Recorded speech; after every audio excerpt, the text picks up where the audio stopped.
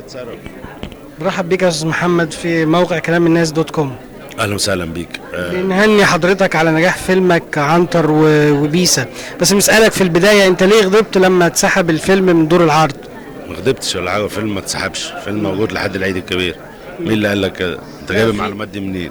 في كلام بيتردد ان انت كنت غضبان علشان سحبوا الفيلم من بعد دور العرض وكده، حضرتك يعني ايه ردك على الكلام؟ لا ما فيش حاجه زي دي خالص. انت يعني بتقول حاجات غريبه مش سمعتهاش انا شخصيا ولا اعترضت.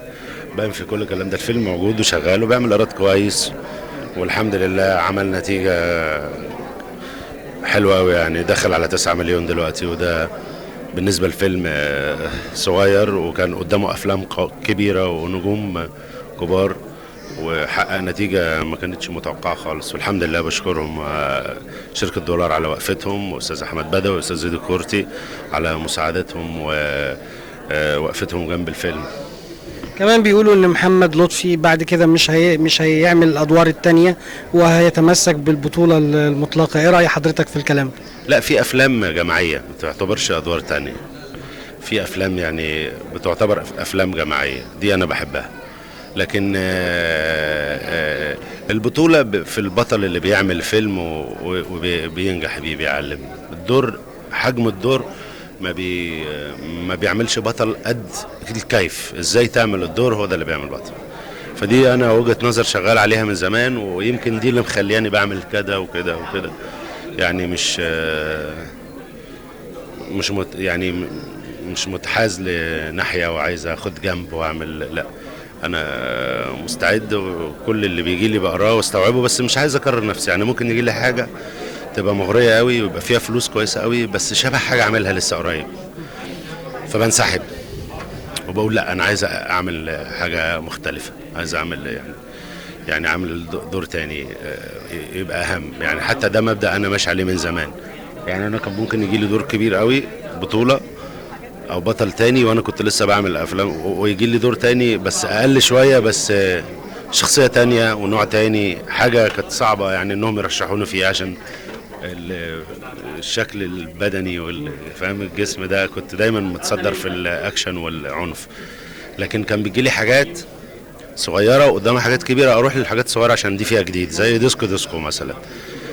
كنت في فترة بعمل امريكا شيكابيكا وبعمل افلام اشارة مرور، وجالي ديسكو وانا كنت لسه يعني صغير، وكان جاي لي قدامه دور تاني اكبر شوية بس زي ده يعني. فانا اخترت ان انا اعمل مع مدام ايناس الولد الشاطر اللي بيذاكر اللي بيطلع الاول اللي لابس نظاره، يعني شكلي كنت ممكن ابيع لهم مخدرات في المدرسه يعني، فاهم التيب ده. فانا بحب اعمل دايما المختلف اكتر.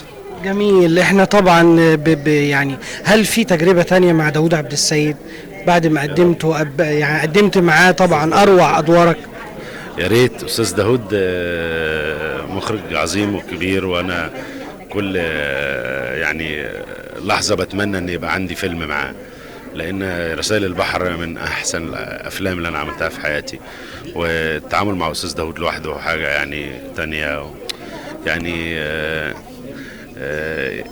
مشاعري ومش عارف اعبر بالظبط بمصطلحات، لكن ده راجل يحتوي الكثير، والفيلم يحتوي الكثير من الرسائل اللي احنا محتاجينها. وشخصية أبيل دي كانت حلوة قوي ليا، والتعاون مع آسر وبسمة ومي واستاذ عبد الله، استاذ صلاح، يعني استاذ صلاح عبد الله، حلو قوي. وانا انت ايه شعورك وانت واقف في مهرجان دبي وبتتكرم على دورك في الفيلم؟ كان كويس حلو يعني. هو بص انا اقول لك حاجه، العمل مع داوود عبد السيد لوحده لاي ممثل انا بعتبر ده تكريم، لان ده مخرج كبير قوي ومخرج عالمي ومخرج ليه تقل في الميديا كلها، وكل اللي بيشتغلوا معاه دايما بيتحطوا في مكان احسن.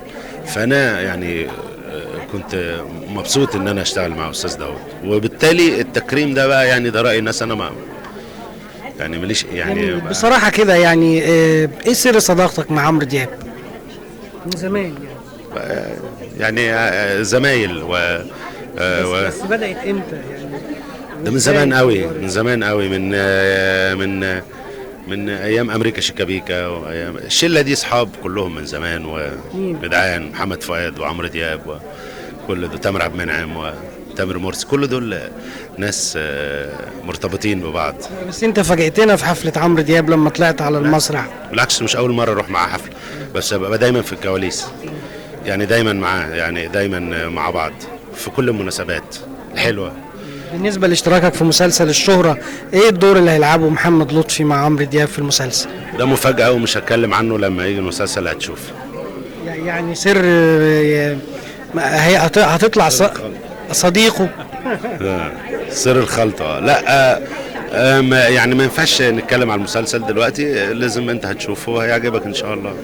ان شاء الله يعني هيعجبك، مسلسل حلو قوي فيه معاني كبيره، وعمرو نجم كبير. عمرو دياب ميجا ستار، نجم عالمي، واحنا نفخر ونتبسط ان احنا عندنا نجم عالمي زي عمرو دياب. يعني عمرو دياب غنوه محليه، حبيبي يا نور العين، بقى في كل الساحه العالميه بيغنوا له، فاحنا كويس قوي ان عندنا ميجا ستار وتوب. ايه رايك في الالبوم الاخير شفت الايام؟ حلو قوي، حلو قوي، شفناك حلو قوي، مع الالبوم. حلو قوي، عاجبني كله. وعمرو دايما بيعمل مجهود كبير جدا في اختياراته، وعنده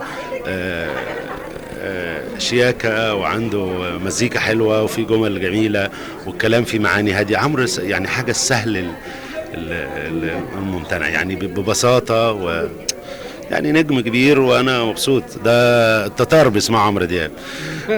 ده انا في اوكرانيا، ولا يعني في حته كده نائيه في بلد اسمها يالطا، اللي هي اجواء واسواق، وانا كنت بحب دايما لما اقعد في اوتيل او اي حته انزل السوق وامشي على رجليا واشوف الناس كده، فناس فلاحين، عارف انت، اللي هم عندهم مزارع، الروس اللي طيبين قوي، وتسالهم على العنوان يوصفوا لك. الناس في كل الريف في العالم طيبين. وادخل اسواق واجيب عسل واجيب جبن وحاجات دي. اتفاجئت ان انا لقيت بسمع عمرو دياب في السوق كتير، فاهم ازاي؟ حبيبي يا نور في اوكرانيا. والناس دول اللي هم اللي عينيهم عامله كده، دول اللي هم كانوا المفروض بنقول عليهم التتار. فيعني اتفاجئت، عمرو متغول، وفي المانيا وفي رومانيا وفي ايطاليا وفي كل حته في العالم بيقول مصر عمرو دياب، الشهرة حلوة. يعني تقول ايه لشباب تحيا مصر النهارده؟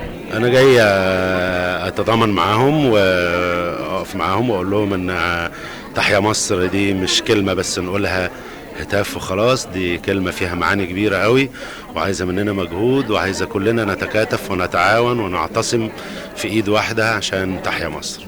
نشكر حضرتك يا استاذ محمد، شكرا جزيلا. الله يخليك على ذوقك وعلى اسئلتك المحيرة. لا انا بحبك يعني.